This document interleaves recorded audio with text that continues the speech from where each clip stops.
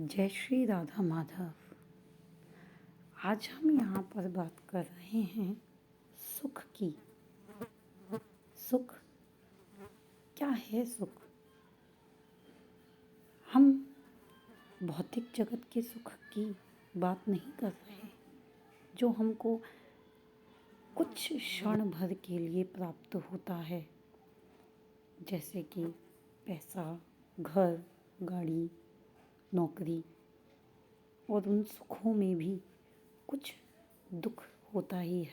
जब भी हमको किसी सुख की प्राप्ति होती है तो उससे जुड़े हुए कुछ तकलीफ़ें, कुछ मुश्किलें आती ही हैं।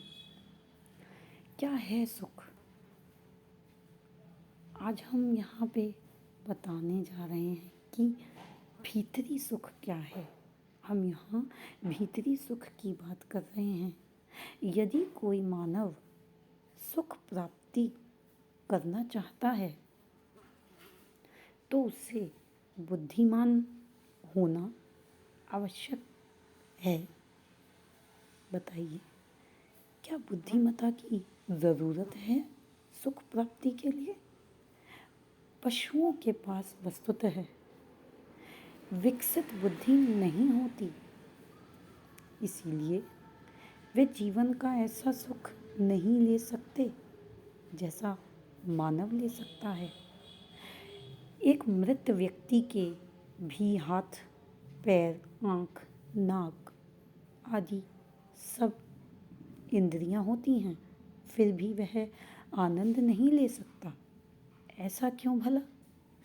ऐसा इसलिए होता है क्योंकि सुख अनुभव करने वाली चेतन शक्ति उस शरीर से लुप्त हो चुकी होती है और शरीर में कोई शक्ति नहीं बची होती। यदि हम थोड़ा बुद्धिपूर्वक इस विषय पर और अधिक विचार करेंगे तो पाएंगे कि जो वास्तव में सुख का अनुभव कर रहा था वह शरीर नहीं था, अपितु उसके भीतर रहने वाली सूक्ष्म चेतना आत्मा थी जो उस सुख का अनुभव कर रही थी। मनुष्य चाहे समझे कि वह शारीरिक इंद्रियों के माध्यम से सुख उठा रहा था, किंतु वस्तुतः सुख भोगता तो आध्यात्मिक स्फुलिंग है। उस स्फुलिंग में सदा आनंदोपभोग करने का सामर्थ्य रहता ही है, किंतु भौतिक आवरण के कारण वह सामर्थ्य हमेशा अभिव्यक्त नहीं होता है। हमें पता हो या नहीं, उस चेतन स्फुलिंग की उपस्थिति के बिना शरीर के लिए आनंद का अनुभव करना असंभव है। यदि किसी पुरुष को सुंदर मृत स्त्री का शरीर दे दिया जाए तो क्या वह उसे स्वीकार करेगा? कभी नहीं, क्योंकि उस शरीर से आध्यात्मिक स्फुलिंग बाहर निकल चुका है।